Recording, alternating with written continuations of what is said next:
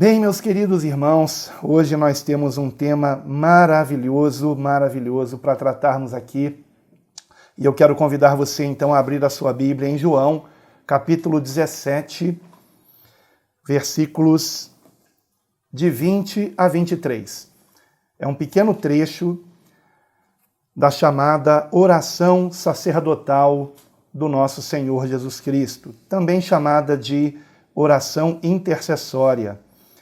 E nós vamos ler apenas um pequeno trecho, tá? João, capítulo 17, do versículo 20 a 23, que diz assim: E não rogo somente por estes, mas também por aqueles que pela tua palavra hão de crer em mim, para que todos sejam um, como tu, ó Pai, o és em mim, e eu em ti, que também eles sejam um em nós, para que o mundo creia que tu me enviaste.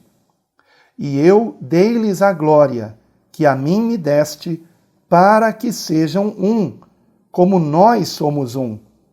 Eu neles e tu em mim, para que eles sejam perfeitos em unidade, e para que o mundo conheça que tu me enviaste a mim, e que os tens amado a eles, como me tens amado a mim.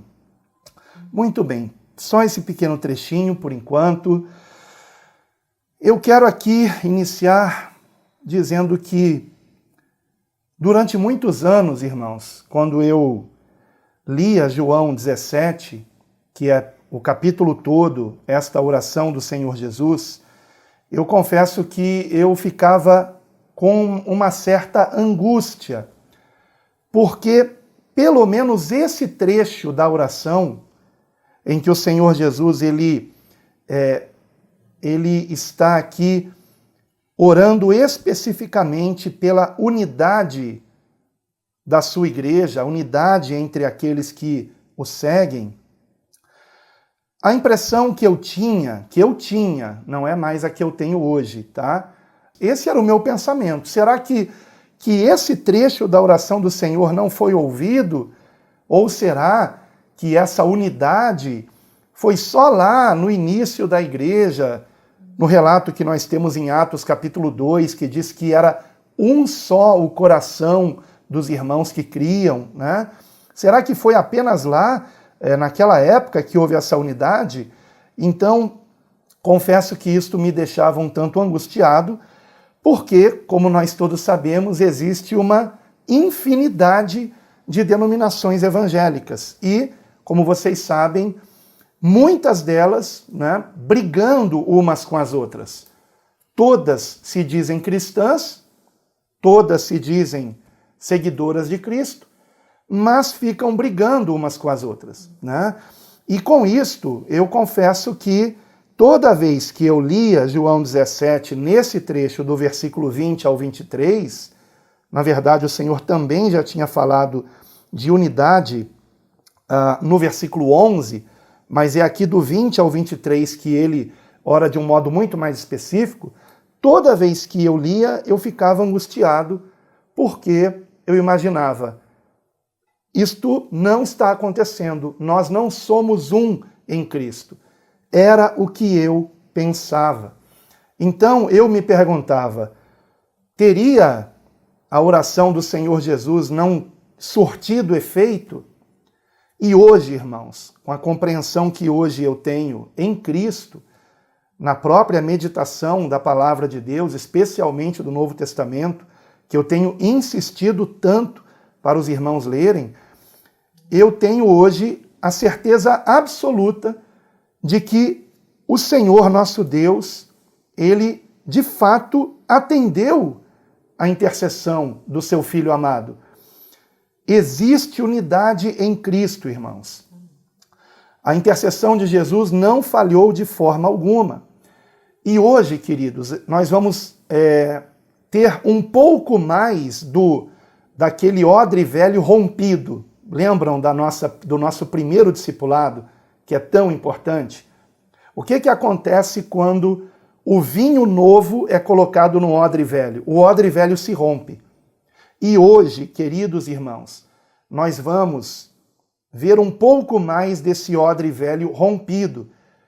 E eu espero que essa casca do odre velho fique longe de nós, longe do nosso ministério, longe das nossas vidas, porque é algo errado, irmãos. E nós vamos hoje ver isso aqui, e eu espero que, embora seja um discipulado bem objetivo, eu creio que ele será muito profundo também, apesar da sua objetividade.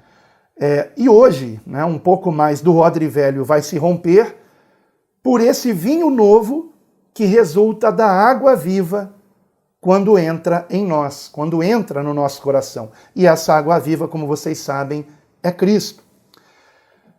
E quando eu me refiro ao odre velho, eu quero dizer de uma ideia equivocada que nós precisamos abandonar, irmãos.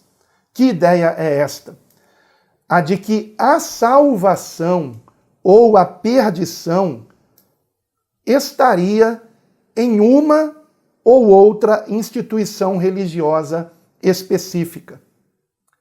Como se o rótulo de uma instituição religiosa viesse a fazer com que as pessoas que ali congregam, que dela fazem parte, estivessem salvas porque estariam fazendo parte daquela instituição religiosa. E o contrário também nós temos que abandonar, que é a ideia também errônea de que todas as pessoas que fazem parte de uma outra certa instituição religiosa cristã, estou falando apenas das cristãs, amém? Não estou aqui me referindo a budismo, islamismo, estou apenas dentro, evidentemente, do contexto religioso cristão. Então nós temos que abandonar a ideia também de que todas as pessoas que fazem parte de uma certa denominação cristã, todas por si só estariam perdidas, ou o contrário também. Em determinada outra instituição cristã, todas por si só estariam salvas. Queridos irmãos, essa é uma ideia muito, muito presente na vida de muitos evangélicos. E como todos nós, né, já congregamos em igrejas evangélicas, com exceção apenas do irmão Eduardo, né, que nunca havia congregado em uma igreja evangélica antes de vir congregar conosco, mas com exceção dele, eu creio que todos os demais irmãos, né, a começar por mim e minha esposa, já congregamos em denominações evangélicas. E eu tenho muito receio, irmãos, e eu sei que o pastor Anderson, que está aqui, também tem, porque ele já falou sobre isso numa videoconferência de pastores, creio até que por mais de uma vez. Eu tenho muito receio, eu tenho medo mesmo, irmãos, de que o nosso ministério ele tenha irmãos nele congregando com a ideia equivocada de que este ministério, chamado de Igreja Bíblica Cristã, seja a revelação da verdade, seja a única igreja que prega o verdadeiro evangelho, que todas as outras estão erradas. Queridos irmãos, esse tipo de ideia é diabólica. Isto não vem de Deus, não vem de Deus. Não idolatrem nenhum ministério, vamos colocar assim, porque eu não vejo o nosso ministério como uma denominação. E por que eu não vejo? Porque nós não apregoamos o nome do ministério. Nós queremos proclamar Jesus Cristo. Nós queremos divulgar o Senhor Jesus e não o nome Igreja Bíblica Cristã. Até mesmo eu tenho escrito Igreja Bíblica Cristã agora com letras minúsculas, porque não é o nosso foco, irmãos. O foco é o Senhor Jesus Cristo e o seu Evangelho. E há um perigo muito grande quando isto não é bem compreendido. Queridos, como vocês sabem, somos salvos pela graça de Deus por meio da fé em Cristo, como claramente é revelado em todo o Novo Testamento, mas temos inclusive isto de uma forma resumida e bem clara em Efésios capítulo 2, especialmente no versículo 8, que diz: pela graça sois salvos por meio da fé. E isto não vem de vós, isto que é a salvação, é dom de Deus, não vem das obras, para que ninguém se glorie. Então a salvação é um presente de Deus que nós recebemos pela fé. Por isso é graça, porque não se paga, o preço já foi pago pelo Senhor Jesus na cruz, um altíssimo preço do seu sangue ter sido derramado de uma forma tão sofrida em nosso lugar, queridos. Então, somos salvos pela graça por meio da fé. Não somos salvos por nenhuma instituição religiosa. E esta fé, queridos, é gerada pelo ouvir da palavra de Deus. Isso também está dito em várias passagens bíblicas, aqui mesmo, onde nós lemos em João 17, já vou comentar sobre isso, e de um modo mais claro ainda em Romanos 10, 17. Já mencionei aqui duas passagens bíblicas, se vocês quiserem ir tomando nota. Efésios 2:8, Romanos 10:17. Só que nem todos que ouvem a palavra têm esta fé gerada. Por quê? Porque a palavra tem que ser ouvida com bom e reto coração, como está em Lucas capítulo 8, versículo 15. Algumas versões dizem com honesto e bom coração, né? Creio que na Almeida Corrigida Fiel é assim que está. Então, em Lucas 8,15, a palavra tem que ser ouvida de uma forma cuidadosa. Nós temos que dar ouvidos. Lembram do que o Senhor Jesus ensinou no final do Sermão do Monte? Que aqueles que ouvem a sua palavra e a praticam são semelhantes aos que edificaram a casa sobre a rocha. E quando vem a tempestade, quando vem o vendaval, quando vem uma enchente, a casa não é abalada, porque está edificada sobre a rocha. E aqueles que ouvem a palavra e não praticam são semelhantes aos que edificaram a casa sobre a areia. Nessa mesma ilustração, nessa mesma parábola, em Lucas, é dito que não foi feito uma fundação profunda, né? Então não chegou na rocha, ficou apenas na parte superficial. Então, vejam, queridos irmãos, de que modo nós estamos ouvindo os ensinamentos de Cristo? Nós estamos ouvindo para guardar no coração e colocar em prática, porque na verdade, irmãos, outro dia eu até expliquei isso, que guardar a palavra no coração é sinônimo de colocá-la em prática. Tá? Quem diz que está guardando a palavra e não está praticando, não está guardando nada. Ele pode lembrar da palavra intelectualmente, mas guardar no coração significa colocar em prática a palavra de Deus. Então vejam, a fé vem pelo ouvir. E nós vemos isso aqui no texto. Voltando para João 17, queria pedir que vocês, por favor, conferissem novamente comigo. Versículos 20 e 21. E não rogo somente por estes, mas também por aqueles que, pela tua palavra, hão de crer em mim, para que todos sejam um. Então, percebam aqui a matemática espiritual, queridos, que nós encontramos aqui. Quando a palavra de Deus, ela é ouvida com um coração sincero, disposto a ser transformado por ela, então esta fé faz com que nós estejamos o quê? Unidos a Cristo. Unidos a Cristo. Vejam o que diz o versículo 21.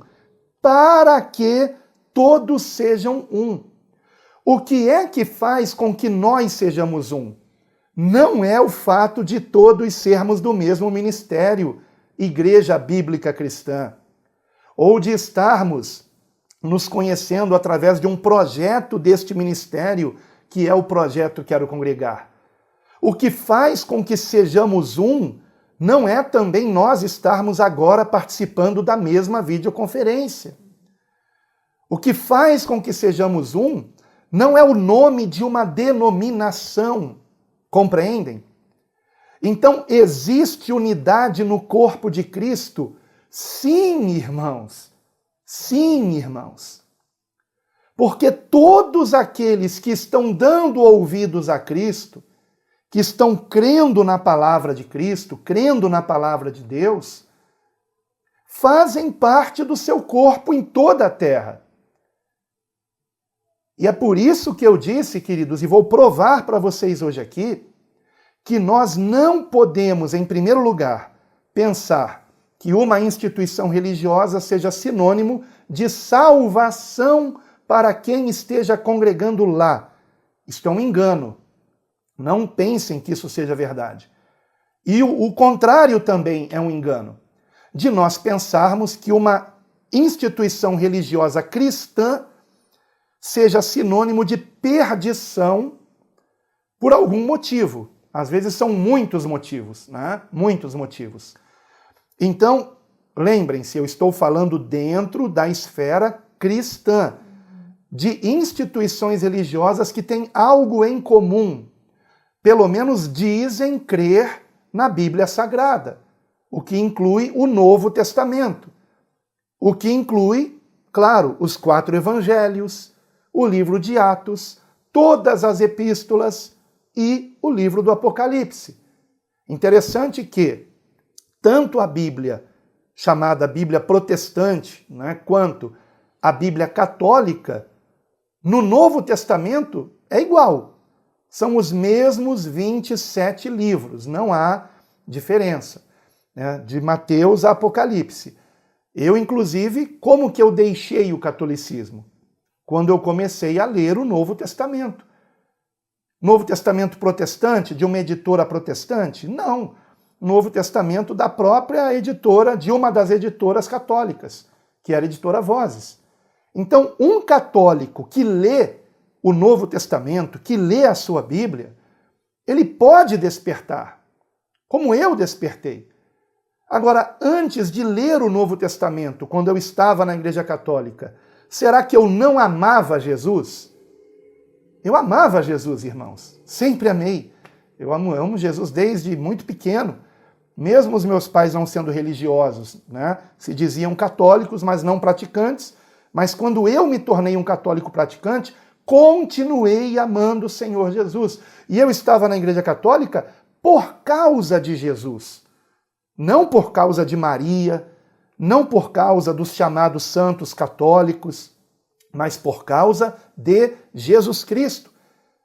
E eu pensava, na minha inocência, irmãos, que a Igreja Católica fosse fiel ao que Jesus ensinou. Eu pensava que tudo que o padre estava ensinando e que os católicos praticavam, como acender vela para os mortos, por exemplo, para orar para quem está no purgatório, como se o purgatório tivesse sido ensinado pelo Senhor ou pelos apóstolos, nunca foi. Mas eu achava que tudo isso era realmente o que a palavra ensinava. Mas quando eles mesmos me deram de presente um Novo Testamento, como recordação do 15º Encontro de Adolescentes com Cristo, que eu participei no ano de 1985, quando eu comecei a ler aquele Novo Testamento, eu tive que questionar. Por que que aqui Jesus diz uma coisa e vocês fazem outra? Né? Por quê? Eu quero entender. E não havia uma resposta convincente.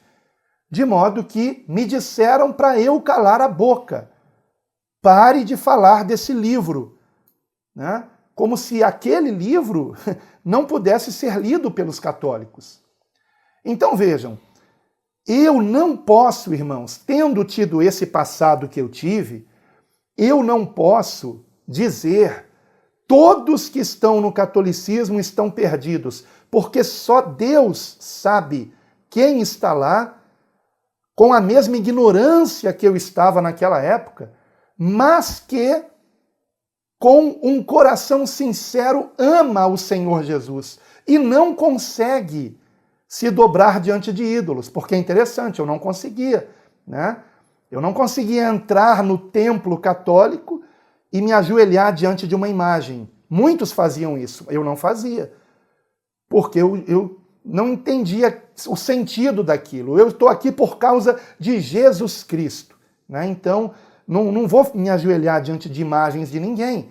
E essa foi uma das questões que eu comentei lá também. Porque vejam, se em Atos capítulo 10, Pedro, o apóstolo, quando Cornélio se ajoelha diante dele, Pedro diz para Cornélio, levanta-te, porque eu sou homem como tu, adora somente a Deus.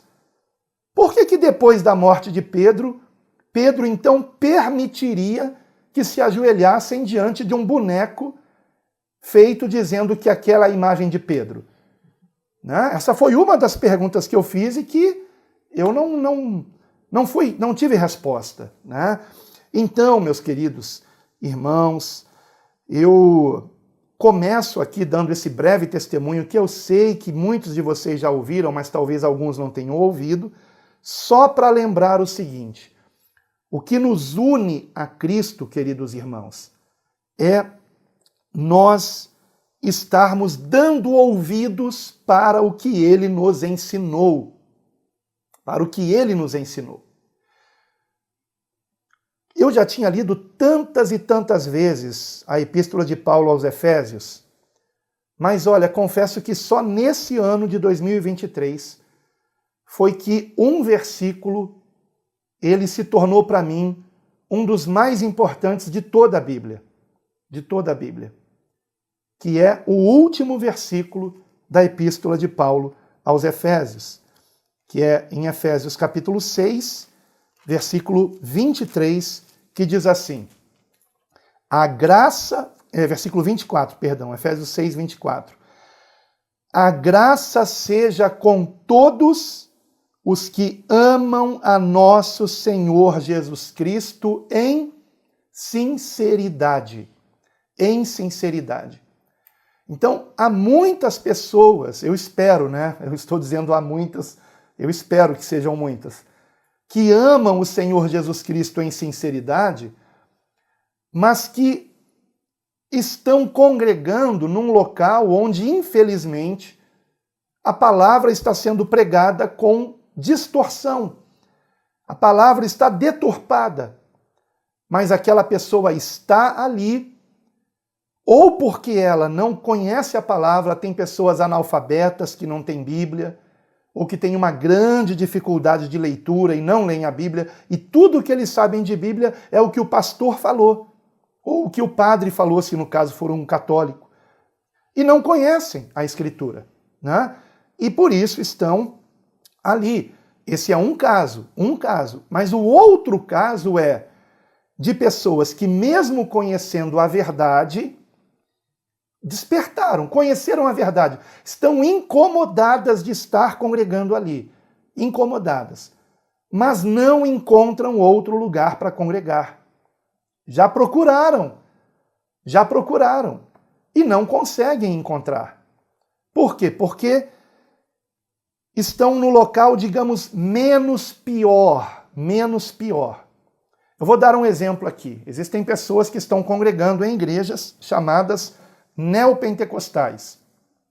E talvez vocês saibam a diferença de uma igreja pentecostal para uma neopentecostal. A neopentecostal é uma igreja chamada pragmática. Eles adotam práticas no culto, e aliás, muitas pentecostais, né, como a Assembleia de Deus, estão se tornando neopentecostais. Eu não vou falar nomes aqui de pastores, mas existem denominações aí tradicionalíssimas pentecostais do início do século XX que hoje são neopentecostais. Em que sentido? No sentido de que estão colocando nas reuniões cristãs práticas apenas para atrair público, Então adotam certas práticas como campanhas, por exemplo, né? Campanhas usando textos, geralmente do Antigo Testamento, e tentando aplicá-los na campanha. Eu me lembro que certa vez eu fui pregar numa igreja onde tinha um boneco que quase batia no teto de cartolina. Deviam ter umas 3 ou 4 cartolinas ali para montar aquele boneco. O boneco quase batia no teto, estava pendurado por uma cordinha. E aquele boneco representava o gigante Golias. E quando a pessoa chegava no culto, ela ganhava um pedacinho de papel, que no final do culto ela entrava numa fila para jogar no boneco. Para jogar no boneco. E eu tive que pregar numa igreja que fazia isso. Né? Imagine, irmãos. Ainda bem que isso aconteceu depois da minha pregação. Né? Eu já tinha pregado. Era o momento da campanha. Campanha de derrubar o Golias. E o engraçado é que tinha algumas senhorinhas que erravam o boneco. Elas jogavam uma bolinha e a bolinha não acertava no gigante. E aí eu perguntei para o pastor, mas... Não, eu perguntei não. Ele mesmo depois falou no microfone. Quem não acertou no Golias, não se preocupa não. Pela fé você acertou. Pela fé. Então vejam, essas coisas, tem gente que gosta dessas coisas. Tem gente que é atraído por isso aí. Agora, se essa pessoa tem uma Bíblia e começa a ler a sua Bíblia, ela vai despertar. Ela vai mais cedo ou mais tarde. E aí ela vai entrar num conflito. Ela deve ou não deve congregar naquele lugar. Esse é o ponto. Se ela é de Cristo, escutem o que eu vou dizer. Se essa pessoa é de Cristo, se realmente ela ama o Senhor Jesus com sinceridade, como nós vimos em Efésios, capítulo 6, versículo 24, se ela ama o Senhor em sinceridade, não em falsidade, em sinceridade, essa pessoa, ela vai ficar num conflito, queridos. Por quê? Ela vai ter que tomar uma decisão. Continuo aqui ou eu procuro outra igreja? E se realmente ela ama o Senhor Jesus, ela vai tentar encontrar uma congregação que esteja o mais próximo possível do verdadeiro evangelho de Cristo Jesus. Agora, mesmo aquelas que estão deturpando de alguma forma, ainda usam a Bíblia. Então, há uma esperança? Há uma esperança. Há uma esperança. Porque estão usando a Bíblia, né? Estão os crentes ali levando a Bíblia para a igreja. Hoje em dia muitos nem levam mais, usam no celular, né? E acabam às vezes nem lendo a Bíblia no celular, o que é um grande erro, né, se fazer isso. Temos que ter a Bíblia física mesmo. E levam para a igreja. Então há uma esperança. Há uma esperança. Se aquela pessoa sinceramente ama o Senhor Jesus e não lê a Bíblia, quem sou eu para dizer se ela está salva ou não está? Mas se ela conhece a palavra e continua ali e sabe que não é bem assim que está escrito e que o pregador está distorcendo alguma coisa, ela vai entrar num conflito. E agora, eu continuo aqui ou não? E aí, meus irmãos, qual é a orientação que eu dou para essa pessoa? A orientação que eu dou é a única que eu poderia dar. Ore e peça direção ao Senhor. Ore e peça direção ao Senhor. Eu não vou mais, e aliás eu quase já não fazia isso mesmo, mas hoje eu não vou de jeito nenhum mais dizer para alguém: não congregue em tal lugar. Porque essa pessoa pode deixar de congregar ali, não encontrar outra igreja em que ela venha se adaptar, e ela pode acabar ficando sozinha, isolada, e acabar esfriando na fé. E sendo contaminada por tantos vídeos heréticos que tem no YouTube. Por quê? Aí a pessoa não está congregando, ela vai começar a procurar quem ouvir. A quem que eu vou ouvir? E existem muitas pessoas que têm uma oratória muito convincente, irmãos. Existem muitas pessoas que podem nos convencer do erro, irmãos. Então, é um problema muito sério, é um perigo muito grande. Então, eu não posso dizer, a menos que eu saiba que com certeza aquela pessoa está numa denominação que o risco dela se perder é muito maior ali dentro do que lá fora, né? E aí eu tenho mesmo que dizer, olha, é melhor você sair, né? E isso acontece. Então, existem denominações evangélicas que são seitas. Por quê? Porque, em primeiro lugar, dizem que são os únicos salvos. Os únicos salvos. Só quem faz parte daquela instituição estaria salvo. Isto é um aprisionamento espiritual. E não é verdade. Então, esse é o primeiro aspecto. Outra característica, a idolatria a uma pessoa.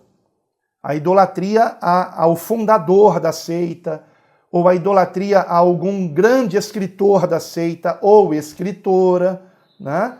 Uma grande idolatria, como se aquilo que aquela pessoa tivesse escrito fosse igual à palavra de Deus. Compreendem o perigo?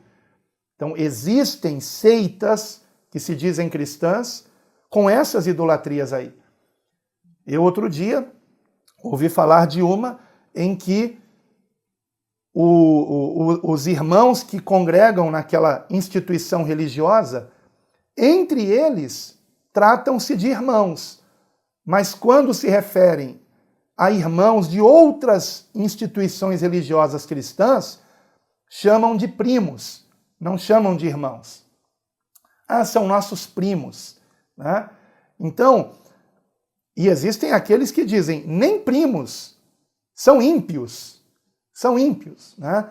Agora, o que define, irmão, se nós estamos unidos a Cristo ou não?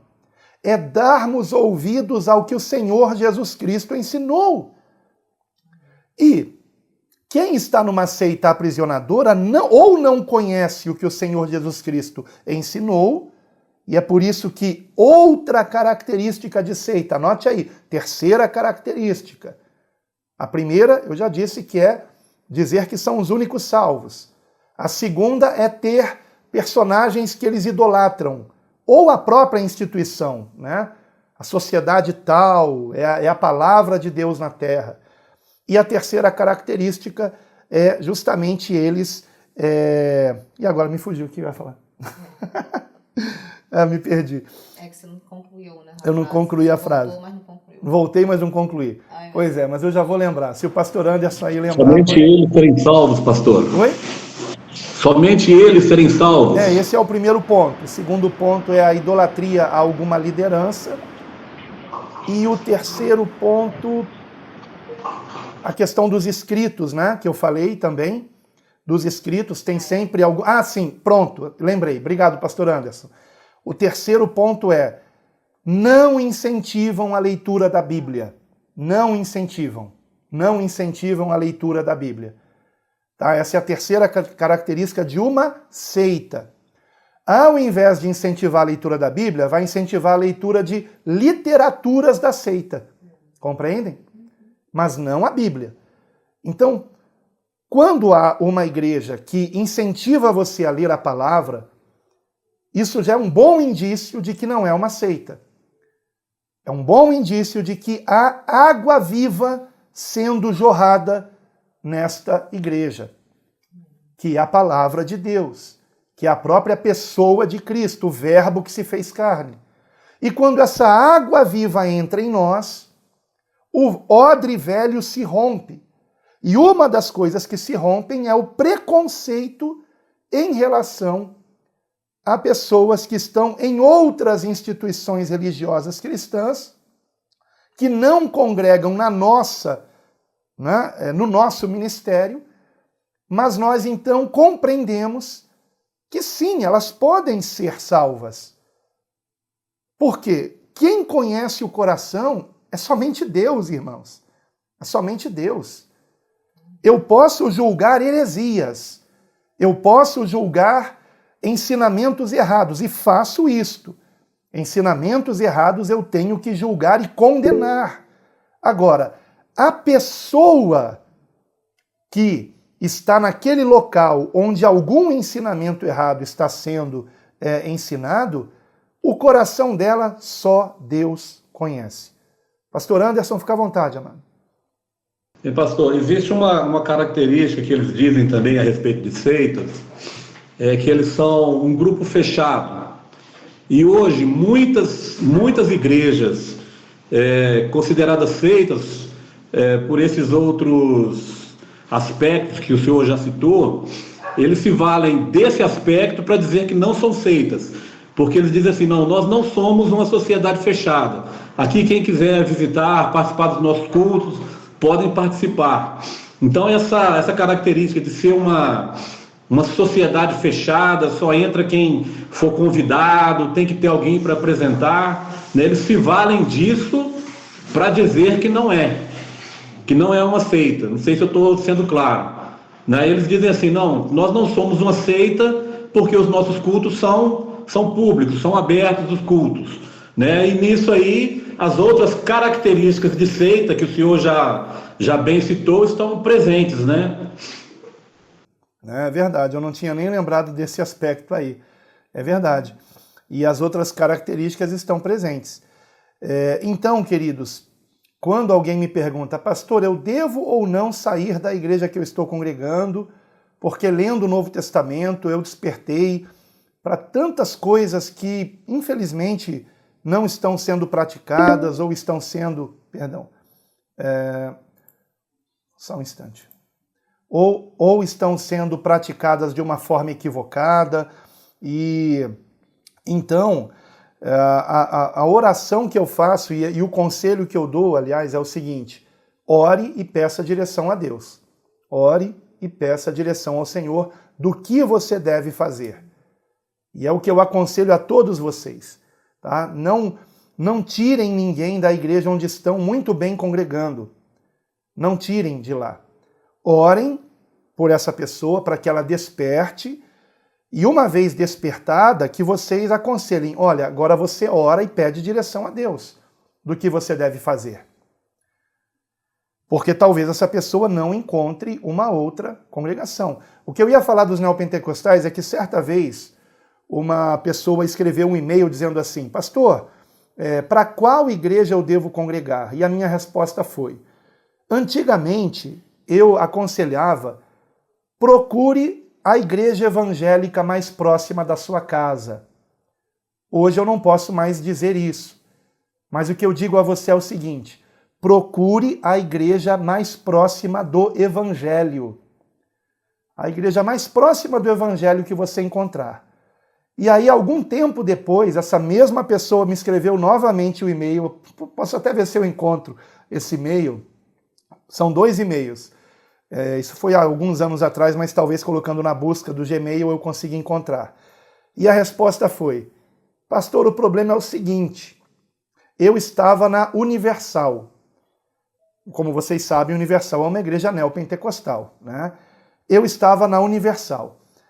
E além da Universal aqui, perto da minha casa, o que tem é a Igreja da Graça, é a Igreja Mundial, é a Igreja Plenitude. Qual dessas que eu devo congregar? Falei, irmã, lamento, mas é tudo mais do mesmo, né?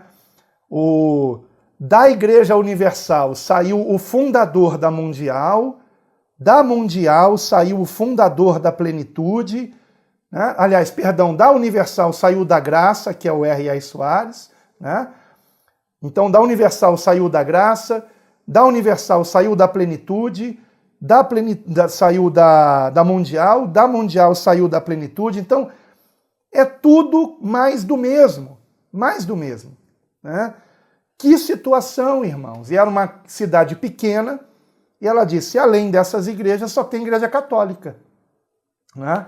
Depois ela disse que encontrou uma igreja do reteté. Então vocês já podem imaginar o que ela quis dizer com reteté, né? O forró gospel.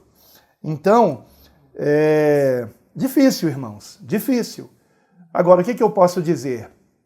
Que você peça direção ao Espírito Santo de Deus. É muito difícil, irmãos. Agora, o que eu gostaria muito é que nós tirássemos a ideia errada de nós generalizarmos tanto a salvação quanto a perdição condicionando isso a uma denominação XYZ. Compreendem? A salvação está em Cristo Jesus. Não está em qualquer ministério. E, ao mesmo tempo, pode estar em qualquer ministério onde Cristo esteja sendo pregado. Simples assim. E eu quero dar um exemplo aqui, acho que eu tenho tempo ainda, uns 10 minutos. Outro dia, já tem o quê? Uns 2 a 3 meses atrás, uma pessoa que eu não conheço entrou em contato comigo através do WhatsApp, mandou um áudio dizendo que havia despertado, né, para a verdade, só que ele estava no seminário sendo preparado para ser pastor auxiliar na sua igreja.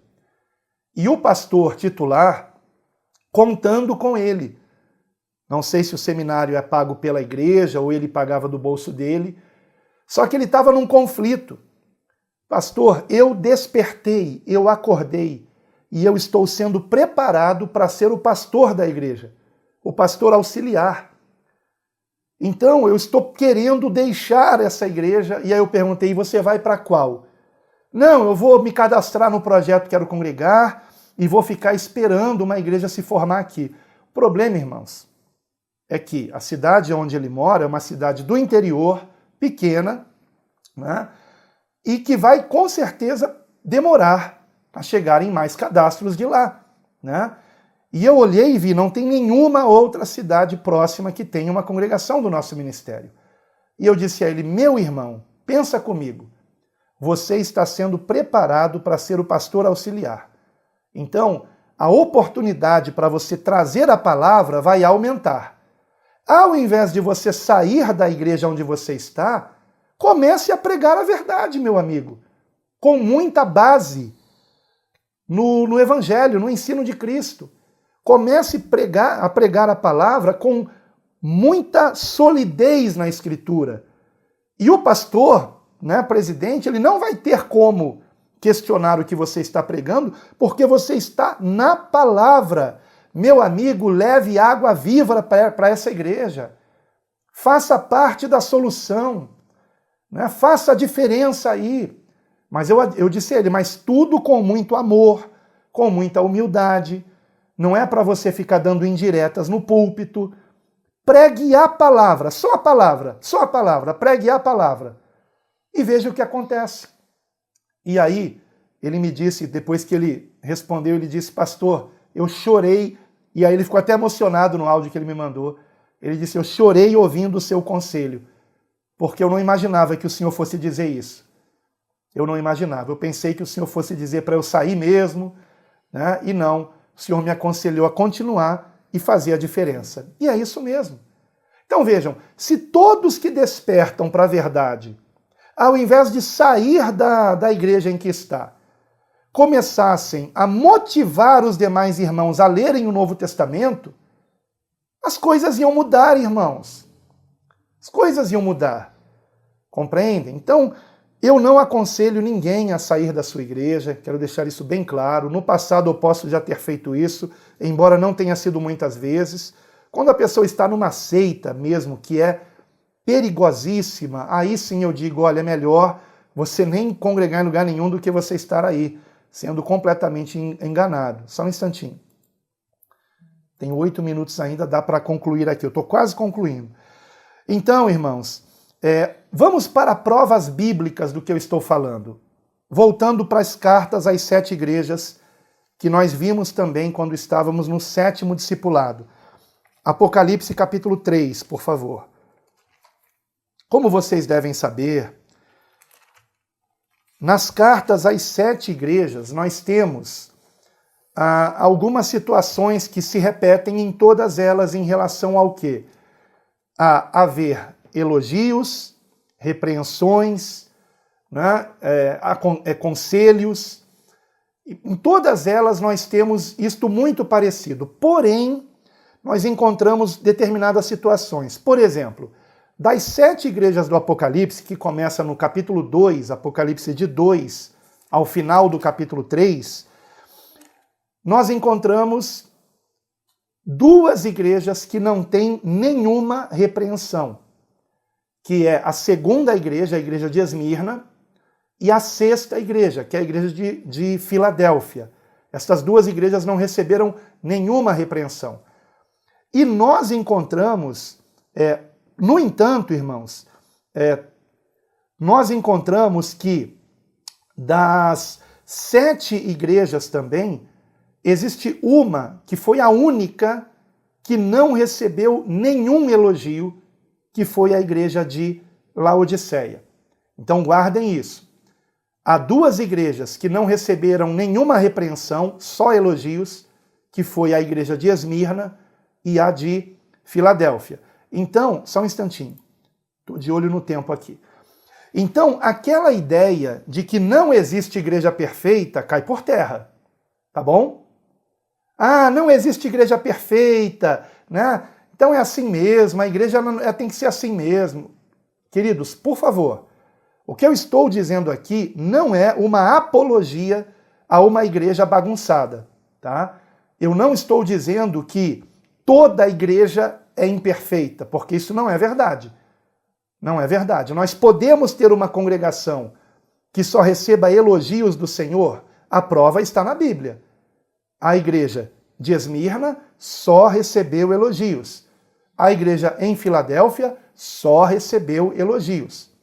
Agora, as outras 5 igrejas, elas receberam também repreensões, né? Repreensões. E houve uma igreja, irmãos, que só recebeu repreensões e nenhum elogio, que é a igreja de Laodiceia, ou em Laodiceia. Apocalipse capítulo 3, do versículo 14 a 22. Só repreensões, nenhum elogio. Agora vejam que interessante. Existe uma igreja que é a de Sardes, no capítulo 3, versículo de 1 a 6. Eu não vou ler agora porque o tempo não me permite, mas é uma igreja, irmãos, que foi reprovada no seguinte: o Senhor classificou as obras desta igreja como obras mortas, porque eram imperfeitas. E então, no entanto, vejam o que ele diz no versículo 4. Mas também tens em Sardes algumas poucas pessoas que não contaminaram as suas vestes. Aliás, esse foi o elogio para Sardes, que apesar de tudo, haviam alguns poucos que se salvavam, compreendem? E no caso da igreja de Laodiceia, a última, no caso da igreja de Laodiceia, a situação era gravíssima, gravíssima. Não houve nenhum elogio e o Senhor não disse, tem algumas pessoas aí que se salvam, mas o Senhor disse o seguinte no versículo de número 19 e 20. Ele deu conselhos no versículo 18, né? Conselhos no 18, e no 19 e 20 ele diz assim: eu repreendo e castigo a todos quantos amo. Sê, pois, zeloso e arrepende-te. Eis que estou à porta e bato. Se alguém ouvir a minha voz e abrir a porta, entrarei até ele, e com ele cearei, e ele comigo. Eu sei que algumas versões dizem, entrarei em sua casa. No texto grego não está casa, tá? Na ACF está traduzido mais corretamente. Entrarei até ele, e com ele cearei, e ele comigo. 3 vezes ele, enfatizando o quê? Salvação individual. Então, até mesmo alguém que está numa igreja completamente corrompida, que era o caso de Laodiceia, irmãos, Laodiceia não deixou de ser chamada de igreja, apesar da sua corrupção. Entenderam onde eu quero chegar? Compreendem onde eu quero chegar? E o Senhor conhece as obras de todas as igrejas. E ele vai retribuir segundo as suas obras. As obras em Sardes eram obras tão imperfeitas que o Senhor chegou a dizer que aquela era uma igreja morta. Está no final do versículo 1 do capítulo 3, Apocalipse 3, 1. No entanto, haviam poucas pessoas ali que eram dignas, porque não estavam se contaminando com o erro. E em Laodiceia havia, no mínimo, a esperança de que alguém despertasse. Compreendem? Então, o que eu quero dizer com isso? Só um instante para eu verificar de novo o meu tempo aqui. 2 minutos. O que eu quero dizer com isso, queridos irmãos, para encerrar? Que o que nos une é darmos ouvidos ao que o Senhor nos ensinou. Se alguém ouvir a minha voz, compreende? O que nos une não é fazermos parte de uma denominação, seja qual for, mas estarmos unidos a Cristo, através de nós colocarmos em prática os seus ensinamentos, porque nós os amamos em sinceridade. Há pessoas salvas e perdidas congregando no mesmo lugar. Em Sardes haviam pessoas salvas e perdidas, compreendem? Em Laodiceia poderiam haver pessoas que se salvassem, se arrependessem e se consertassem. Vamos voltar já já no segundo link. 3 minutinhos aí para vocês, tá bom? E a gente volta em seguida. Então, meus queridos irmãos, estamos aqui de volta e nesse segundo bloco eu vou abrir oportunidade para perguntas. Por favor, não são comentários. Ah, eu me lembrei de uma história assim, aconteceu comigo. Senão a gente vai terminar só daqui a 1 hora de novo e vão ser 2 horas de reunião, né? Tá gravando, né? E a gente espera que não fique muito longo também, porque quando o pessoal na internet vê que é muito longo, desiste de assistir, né? Então a gente tem que ser breve. Eu não posso concluir sem ler 2 passagens que nos ensinam como lidar com pessoas que estão em outras congregações, que não estão congregando conosco, né? A primeira delas é em Lucas, Evangelho segundo Lucas, capítulo 9, Lucas capítulo 9, versículo 49. Lucas 9, 49. Passagem muito conhecida, tá? Lucas 9, 49, mas que poucos aplicam, né, realmente. Que diz assim: E respondendo João disse: Mestre, vimos um que em teu nome expulsava demônios, e lhe o proibimos, porque não te segue conosco. E Jesus lhe disse: Não o proibais, porque quem não é contra nós é por nós. Não o proibais. Né? Então foi como eu disse, nós não podemos impedir as pessoas de congregar onde elas querem congregar. Né? Ah, mas tinha que estar congregando conosco. Deixe-a à vontade. Deixe-a à vontade. Se ela quiser congregar conosco, é bem-vinda. Se quiser continuar lá, que fique lá. Ore, faça a sua parte. Mas não queira obrigar ninguém a deixar a sua igreja, a deixar o seu ministério, deixar a sua congregação para vir congregar conosco. Como vocês sabem, o projeto Quero Congregar é um projeto de resgate. Por isso que a logo do projeto é uma boia de salvamento. É para alguém que não estava em nenhum barco, entenderam? Que estava lá no mar, só do isolamento, se afogando ou morrendo na hipotermia espiritual. Hipotermia é a frieza, né? Morrendo de frieza espiritual. E nós lançamos a boia de salvamento e dizemos: olha, vem então congregar conosco, se você quiser. Só que quando João disse: olha, ele não congregava conosco e nós o proibimos. O que foi que o Senhor Jesus disse? Não proíba, porque quem não é contra nós é por nós. Então, bem ou mal, aquela igreja diz que é de Cristo. Bem ou mal, ali se prega em nome de Jesus. E há uma possibilidade daquela pessoa despertar. Há uma possibilidade dela conhecer o verdadeiro evangelho, se ela assim quiser. Porque quem procura, acha. Né? Então, quando cair, como diz o ditado, cair a ficha, tem alguma coisa errada aqui. Outro dia eu ouvi um testemunho muito interessante de um irmão que contou o seguinte, que ele era Bom, eu já mencionei aqui o nome da Igreja Universal, então vou mencionar de novo. Ele era da Universal e participava da Fogueira Santa, que é 2 vezes no ano, se não me engano, no mês de julho e dezembro. Fogueira Santa, onde o membro ele tem que dar, se possível, tudo que ele tem, todo o salário para a igreja, naquele mês.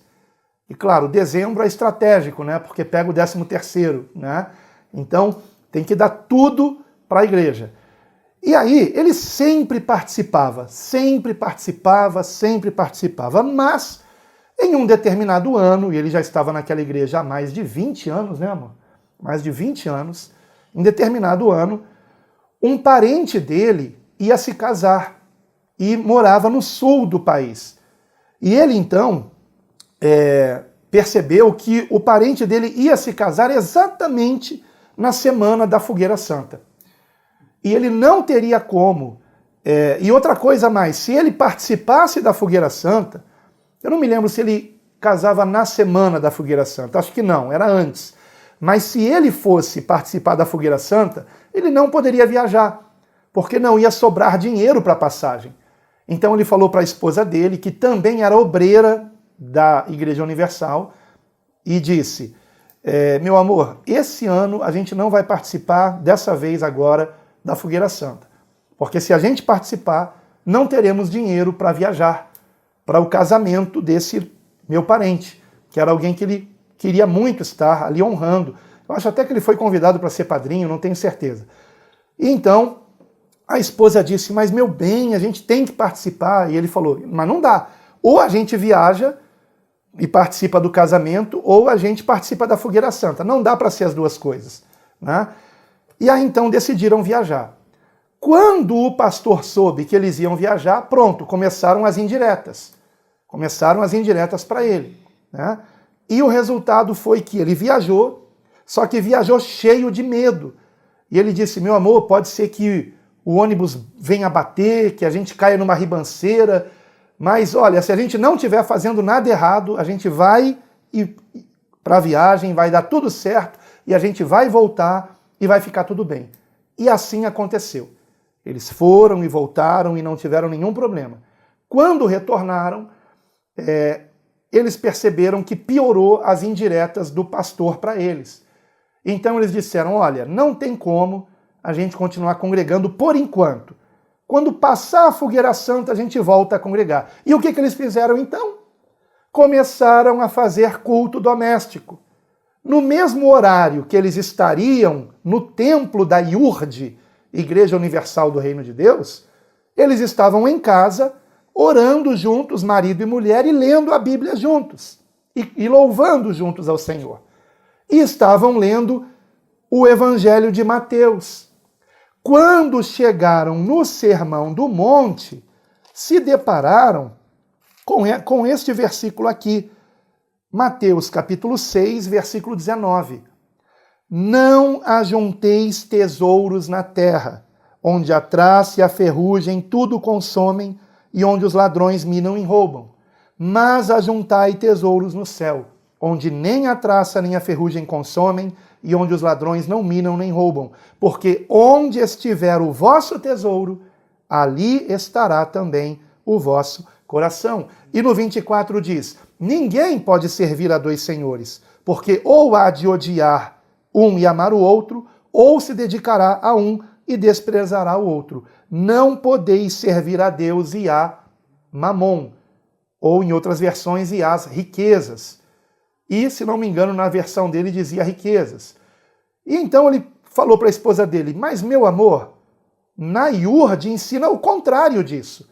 Ensina que nós temos que querer ser ricos, querer riquezas. E provavelmente eles foram também ler uma referência a respeito do versículo que está lá em Mateus, que está em 1 Timóteo, capítulo 6, 1 Timóteo 6, que diz no versículo 9. Aliás, vamos ler do 8 também. 1 Timóteo 6, 8, 9 e 10. Tendo, porém, sustento e com que nos cobrirmos, estejamos com isso contentes. E o que é pregado na IURD? que o membro nunca tem que estar contente com o que tem, que ele sempre tem que almejar mais, que ele tem que querer ser cada vez mais rico. Quem foi da IURD sabe que o que eu estou falando é verdade. Mas olha o que diz a Bíblia, versículo 9. Mas os que querem ser ricos caem em tentação e em laço, e em muitas concupiscências loucas e nocivas, que submergem os homens na perdição e ruína, porque o amor ao dinheiro é a raiz de todos os males. E nessa cobiça, alguns se desviaram da fé e se transpassaram a si mesmos com muitas dores. E aí, resultado, esse casal saiu da IURD. Saiu da IURD, deixou de congregar lá. Hoje congrega no nosso ministério, poderia estar também em outro ministério, né? O importante é o seguinte: a água viva do ensino de Cristo, do verdadeiro evangelho, fez com que aquele odre velho se rompesse.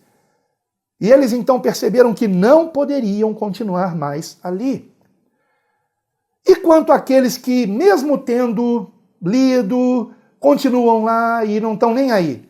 Vamos para outra passagem bíblica, Mateus capítulo 15. Mateus 15. Mateus capítulo 15, versículos de 10 a 14. Que diz: e chamando a si a multidão, ou seja, o que o Senhor Jesus está dizendo é para todos, e chamando a si a multidão, disse-lhes, só para, se alguém não pegou, Mateus 15, versículo 10 em diante. E chamando a si a multidão, disse-lhes, ouvi e entendei. O que contamina o homem não é o que entra na boca, mas o que sai da boca. Isso é o que contamina o homem. Então, acercando-se dele os seus discípulos, disseram-lhe, sabes que os fariseus, ouvindo essas palavras, que palavras? Palavras de Cristo, irmãos. Ouvindo essas palavras, se escandalizaram. Ele, porém, respondendo, disse, toda planta que meu Pai Celestial não plantou, será arrancada. Por nós, não, pelo próprio Deus. Deixai-os, são cegos condutores de cegos. Ora, se um cego guiar outro cego, ambos cairão na cova. Guardem, irmãos, esse imperativo do Senhor. Deixai-os, deixai-os, deixa para lá, deixa para lá. Foca em Jesus, prega o Evangelho, viva a verdade de Cristo e pare de se preocupar com a Igreja Universal, com a Mundial, com a Adventista, com Testemunha de Jeová, ou seja lá quem for. Irmãos, esqueçam tudo isso e olhem para Cristo. O Senhor Jesus nunca nos ensinou a ficarmos brigando com o entendimento dos outros. Mas apenas nós temos que guardar a sua palavra, guardar a verdade, guardar a sã doutrina, praticando o que o Senhor nos ensinou. Então, aqui se encerra, né, a minha fala, e eu queria saber se há perguntas primeiramente. No final, eu vou pedir as considerações finais do próprio pastor Anderson, né? Claro que o pastor Anderson, como um irmão que prega e ensina a palavra, ele pode ter algo muito edificante também a acrescentar aqui, né? E talvez até do seu próprio testemunho também. Mas há perguntas dos demais irmãos? Alguém gostaria de fazer alguma pergunta, queridos? Existe algo que não ficou bem esclarecido? Se houver alguma pergunta, irmão Raimundo de Francisco Morato, por favor, irmão, pode abrir o microfone aí. Se tiver mais alguém de Francisco Morato assistindo esse vídeo, faça o cadastro aí no projeto Quero Congregar, se não estiver congregando, né? Estamos te ouvindo. Tá tudo corretinho, pastor. A gente o senhor vem ensinando, né? Antigamente eu debatia muitas vezes porque eu queria sempre preguei o verdadeiro evangelho, entendeu? E às vezes a pessoa debatia comigo, porque eu falava a verdade, aí foi onde eu fui distanciando, e tive esse encontro aí maravilhoso aí com o projeto Quero Congregar, nas mensagens do nosso pastor aí, Glória E graças a Deus, dei de encontro aí com o verdadeiro evangelho, mais uma vez. E estou aqui, firme, na graça. Espero só que nossos pastores orem para que nós demos continuidade firme nessa promessa aí, que é Cristo Amém. Jesus. Glória a Deus. Irmã Sandra? Eu gostaria que o senhor me explicasse em que sentido se aplica a palavra de Apocalipse 18, que diz assim, versículo 4, que diz assim: e ouvi outra voz do céu que dizia: sai dela, povo meu, para que não sejas participante dos seus pecados e para que não incorra nas suas pragas. Ótima pergunta, ótima pergunta.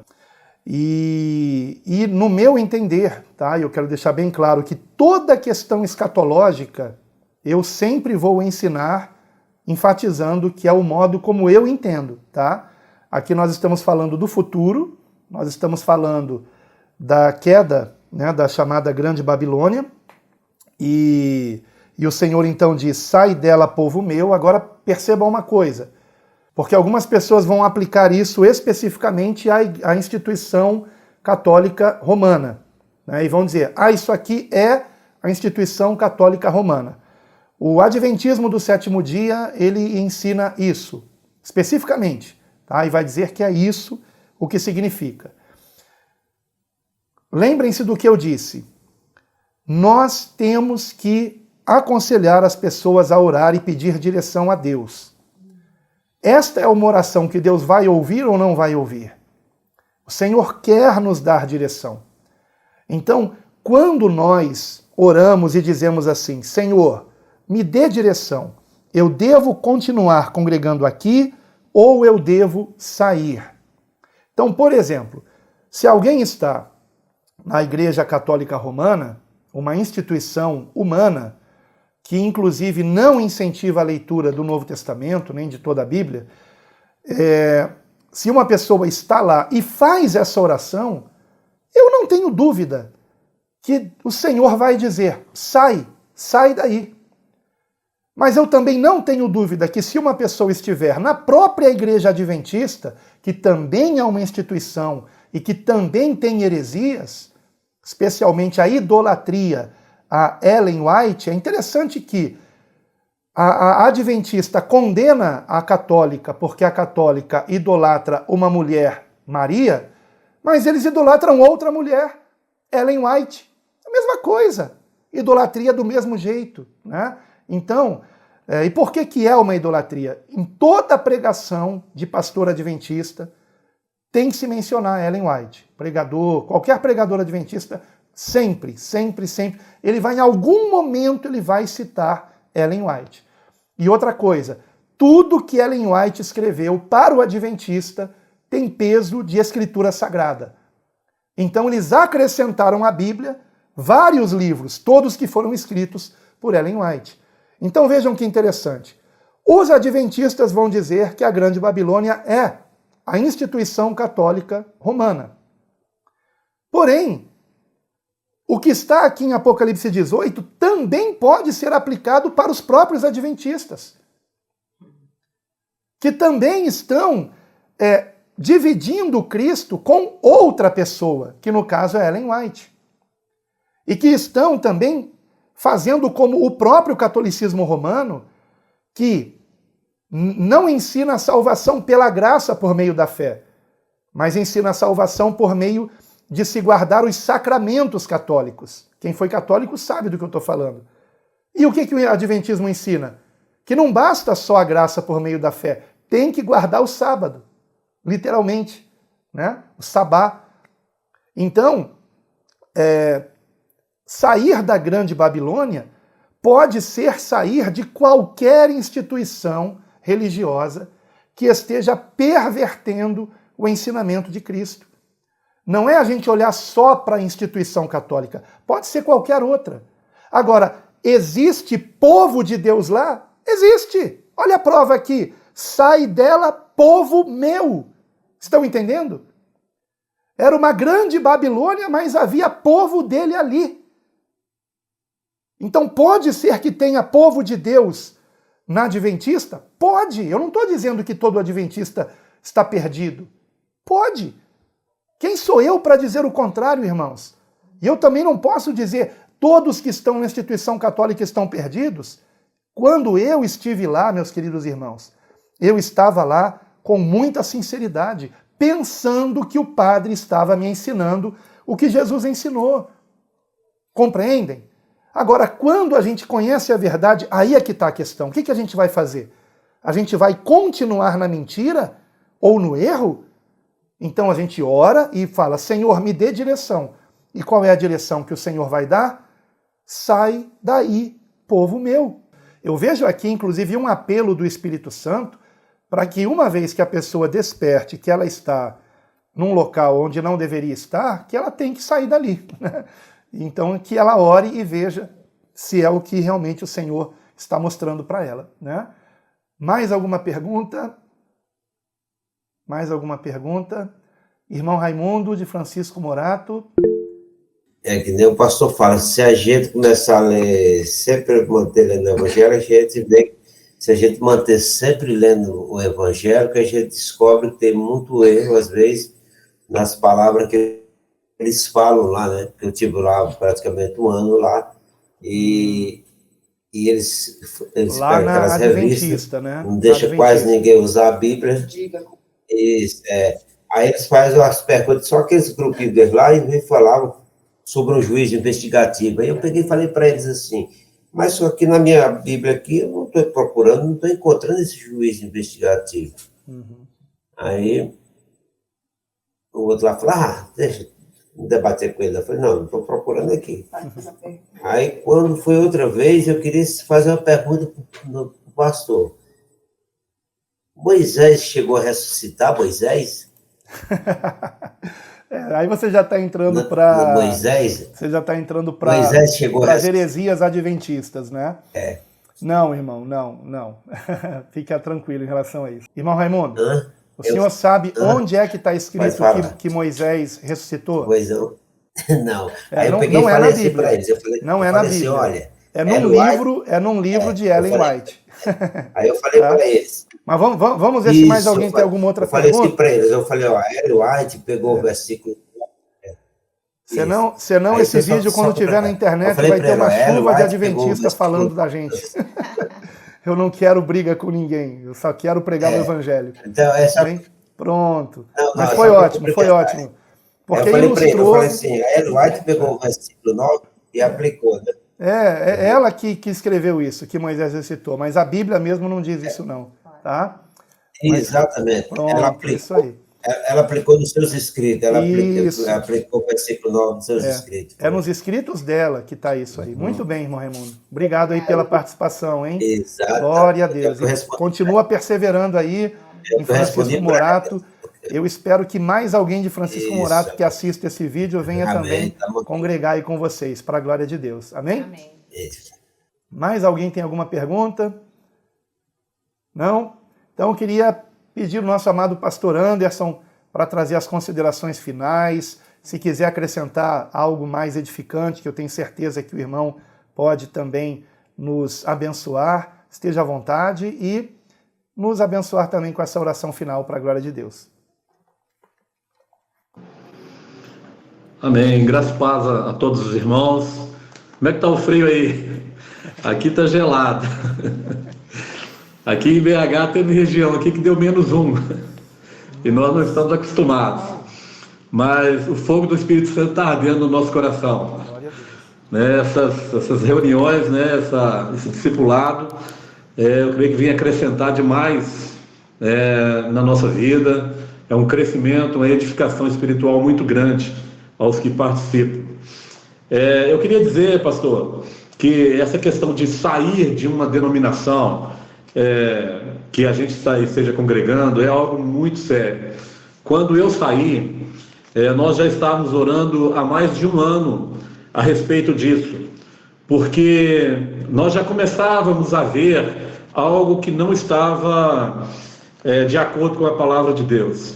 até chegou o momento em que o próprio presidente da denominação mandou uma circular para todas as igrejas, e são milhares no mundo, dizendo não leem a palavra de Deus, não leem a Bíblia sem o nosso acompanhamento, porque somente nós temos a revelação do Espírito Santo.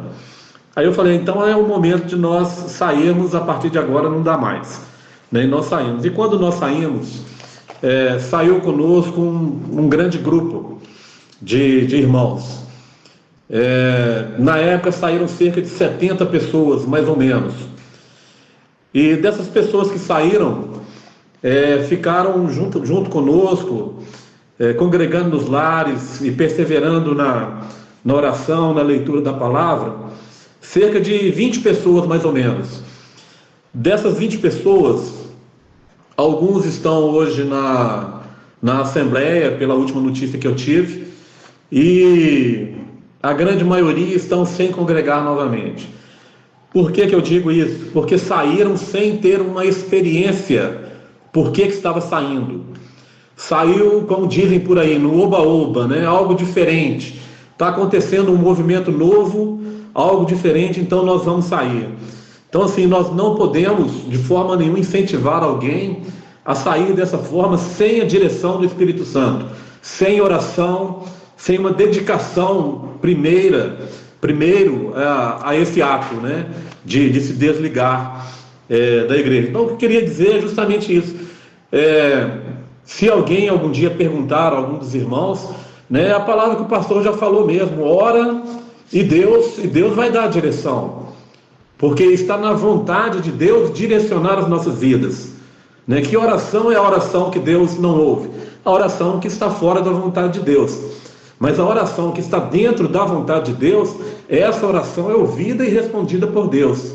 Então, se Deus tem prazer em direcionar a nossa vida, com certeza Deus nos dará essa direção. Então, o conselho é realmente esse aí que o pastor Alan já falou, e eu creio que não há nada mais a acrescentar, né, nesse conselho.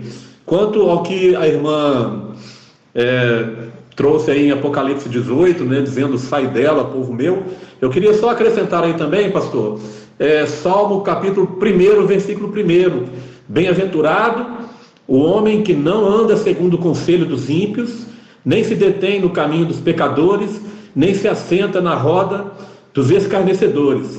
Antes tem o seu prazer na lei do Senhor, e nela medita de dia e de noite. Então, assim, quando nós somos alertados ou despertados pelo Espírito Santo a respeito de alguma prática pecaminosa dentro da igreja que nós estamos, né, alguma atitude que pela palavra de Deus nós vemos que é pecaminosa, então a palavra nos chama de bem-aventurado quando nós deixamos de caminhar junto com essas pessoas, né? Então, assim, sai dela, povo meu.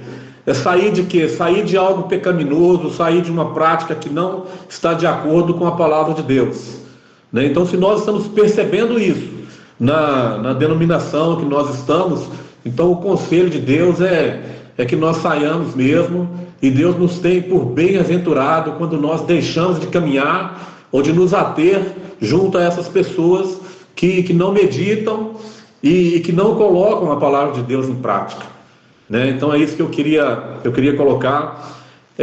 Primeira questão da responsabilidade que né, nós orientarmos alguém, sai sem que a pessoa tenha uma experiência, né? O que aconteceu com esse grupo, né? Caminhávamos durante um ano e pouco, né, umas 20 e poucas pessoas juntos, hoje estão frias espiritualmente, praticamente sobramos eu e minha esposa, né, a minha família, que permanecemos, né, firmes, porque nós saímos debaixo da direção do Espírito Santo, né? Como já disse, foi mais de um ano que nós estávamos orando, mais até a minha esposa, eu creio que o Espírito Santo até a despertou até antes de mim, né? E ela mesmo antes que eu começasse a orar nesse sentido, ela já vinha orando, nesse sentido. Então foram mais de ano, e até que o Senhor nos deu a direção, nos deu aquele momento que foi um estalo. Opa, a partir de agora não dá para a gente permanecer mais, né? Que eu queria acrescentar isso aí. Vamos orar para que Deus nos mantenha em comunhão, unidos, não numa denominação, mas unidos em Cristo, né? Assim como Cristo e o Pai são um, nós também venhamos ser um, né, com Cristo e com o Pai, santificados na palavra dele, amém? Que Deus abençoe a todos os irmãos. Vamos orar ao Senhor. Senhor Deus, nós te louvamos e bendizemos ao teu santo nome, Senhor, por essa oportunidade, Senhor, que temos de estar aqui, Senhor, diante da tua palavra, Senhor, um momento a mais de crescimento, de conhecimento a mais de ti.